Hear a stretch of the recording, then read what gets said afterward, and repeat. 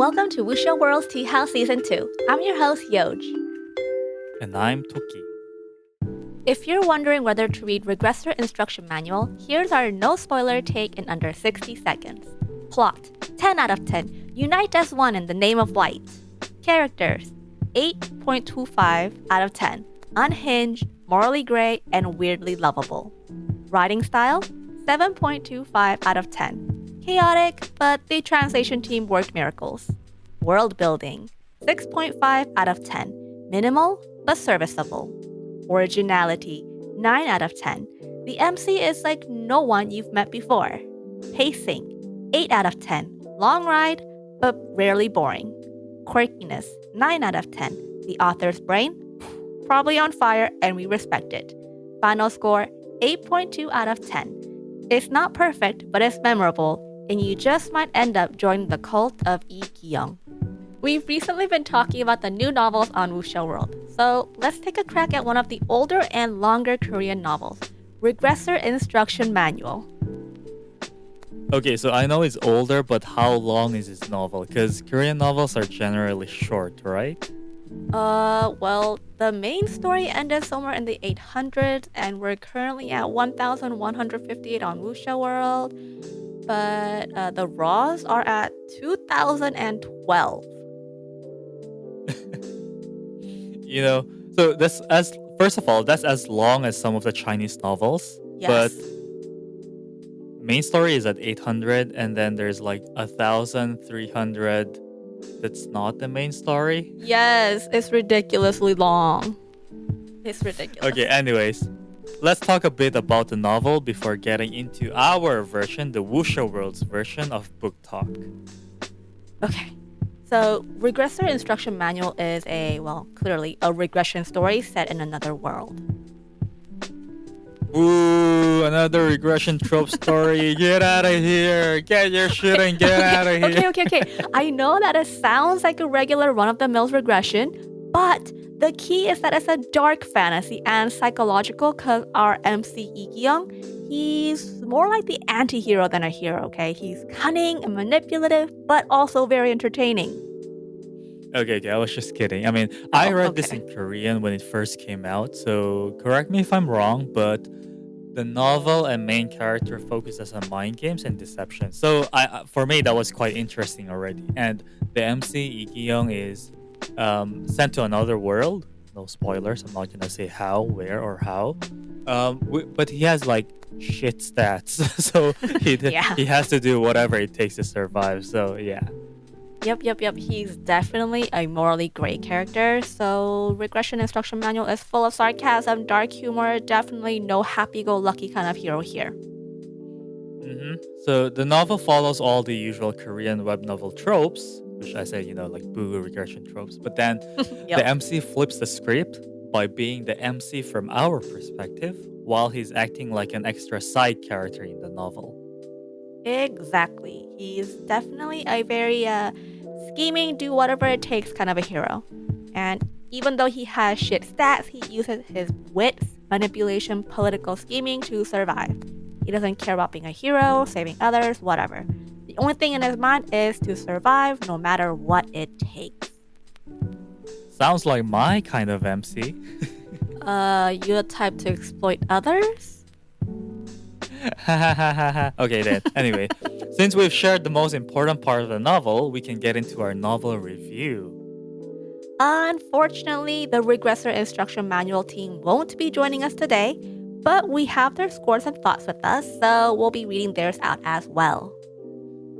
That kind of sounds like our thoughts are with you in these troubled times or difficult times.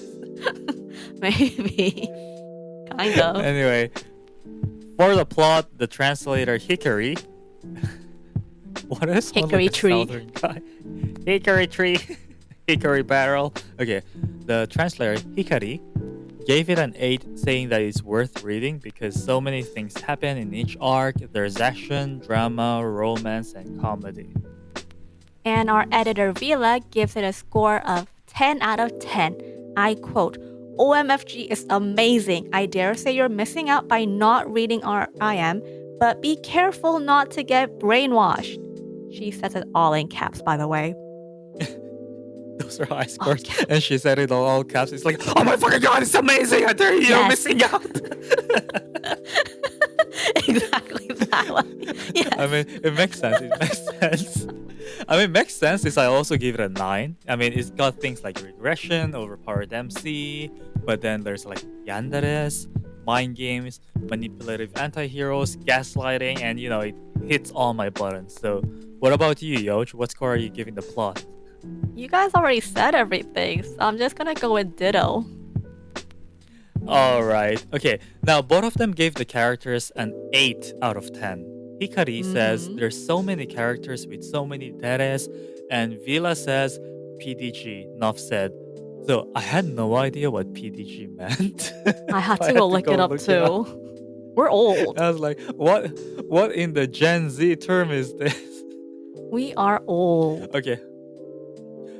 Personally, I don't know what's wrong with these ladies, because personally, I give it a 9 out of 10. Well, I'm with them, because I also give it an 8. What? But the MC of the novel, Lee Kyung, is not actually the MC of the world, He's like a side character, a manipulator who pretends to be weak while outsmarting and gaslighting everyone. It's not hero save the day kind of trope, but more like gaslight, gatekeep, god complex, while helping the real hero of the world, Kim Hyun-sung. So how can you not rate it highly? And there's also like the tsundere, the yandere. I mean, I can see why you gave it an 8 out of why you gave it, what'd you give them? 9. I see why you gave them a 9 out of 10, so probably you did give it a 10. But I'm giving it an 8 mostly because I like the main character Lee Kyung. He's an unpredictable anti-hero. And the supporting characters add a lot. We have Kim Hyun-sung be the super noble guy, and it makes you feel like he gets roped into Lee Kyung's scheme. And then there's of course Jung Hayan, peak yandere energy. Intensely devoted, a whole layer of chaotic fun. But honestly, it was a little bit too much for me. That's why it's an 8 for me. Speaking of like peak yandere energy, yeah, it's like you know those people who are like, oh, I want some more spice in my life, and like starts dating yanderes. I can fix her. Yeah. She's a bit too much for me. All right, moving on to writing style. Ouch! Hikari gives it a 6, saying that the writing can be better. Translating this novel can be challenging at times because the author doesn't provide a lot of character information, like gender, and they don't state when the point of views change. Okay, so there's a big difference between Hikari and Vila with this because Vila gives it an 8. The writing style often switches, POVs haphazardly, which can give you a whiplash, but RIM won't be RIM without the POVs glazing the MC. That's what she said. I have an odd feeling that our personal scores are going to be different. Because I give this a 6 too for the same reason as Hikari. Well, for me, I gave it a 9 because, yes, I agree with her review. Like, the original Korean version it's a bit of a scatterbrain writing. It's like all over the place. But then, Hikari and Vila did an awesome job tidying up and making it more readable. So if you kind of like base the score on the English translation, then I think a 9 would be a more appropriate score. Oh, you scored it based on the translated version. I should have done that too. Yeah, I see. Okay, I mean, not gonna lie, as a translator myself, like some novels can be quite all over the place. Thank God we put our translated version through rigorous editing, quality checks, and we got our editing team, our editors are like super good. They just don't check your English and stuff like that. They make sure things flow better for the readers. So yeah, quality checks. Awesome. Yeah. Quality checking multiple novels, story of my life, is death. Anywho, what did you think about world building? Well, for world building, I gave it a 7 because most of the events in the beginning are from the MC's pre-existing knowledge.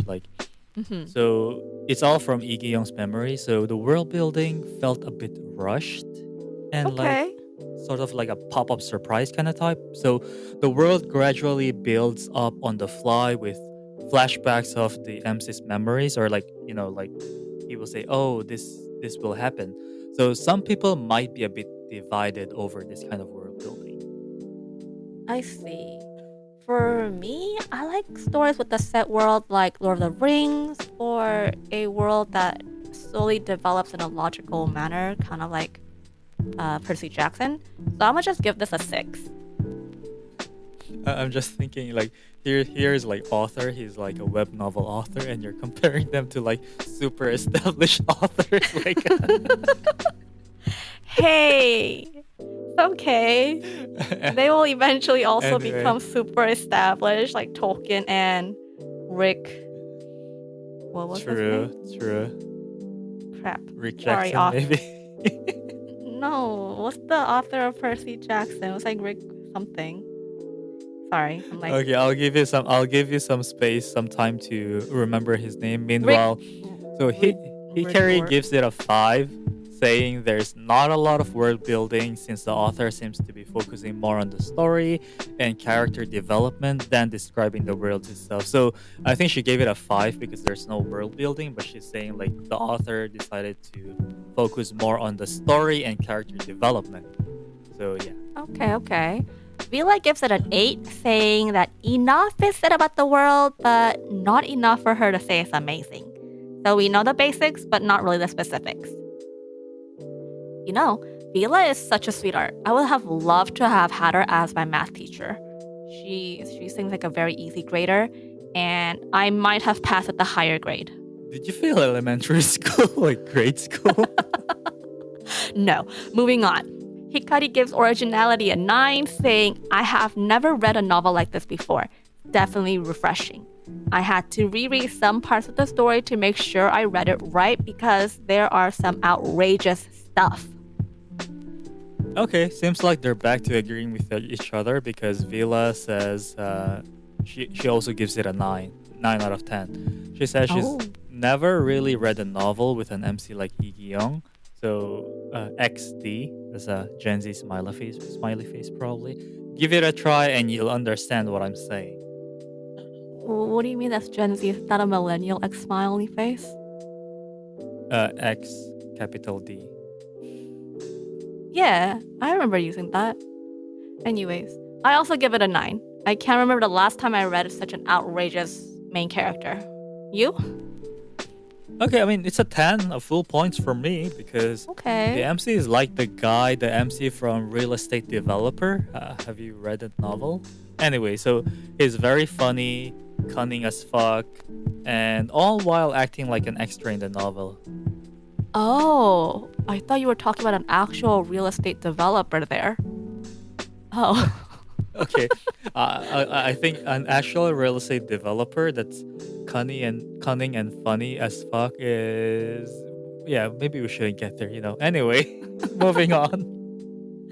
Let's move on. We're at the home stretch now. Pacing. Hikari gives it a 7 due to repetitions, while Vila gives it a 9 because even if it can get repetitive and draggy, it's all worth it at the end. Okay, let's zoom through the rest. I give it 9 for the English translated version. What about you, Yoj? 8 from me. Quirkiness. So this is, I think this is one of my personal favorite. Quirky. How quirky is this novel? So both same. Hikari and Vila give it a 9 because it's unique and has its own charm. I personally give it a 10 because I think the author seriously has a loose screw. I think he escaped from a mental hospital or something. This novel is like that quirky. Okay, I mean, I give it a 10 out of 10 because I don't think I've ever read a novel like this before. Makes sense if you think the author has a loose screw. Is that the last one? Yep, so that gives us a final score of 8.2 out of 10. Not bad, I would say. Not bad. Alright, so whether you're here for the mind games, the morally questionable main character, or just some peak yandere content, Regressor Instruction Manual delivers. It's chaotic, it's dark, it's unexpectedly hilarious. So go read it or reread it if you did, or just argue with us in the comments, just throw some shit at us. Throw us something. Especially if you're part of the cult of light, you'll know if you read the novel. We know you're out there. Alrighty then, see you guys next time. Bye! Bye! Thanks for joining us on Wuxiaworld's Tea House. If you enjoyed today's episode, be sure to hit the follow button to stay updated with our latest releases. If you want more tea, hop over to our social media or Discord and send us an email if you want to spill the tea. We'll be back every Friday of each month, so check out our website, wuxiaworld.com. See you next episode. Bye!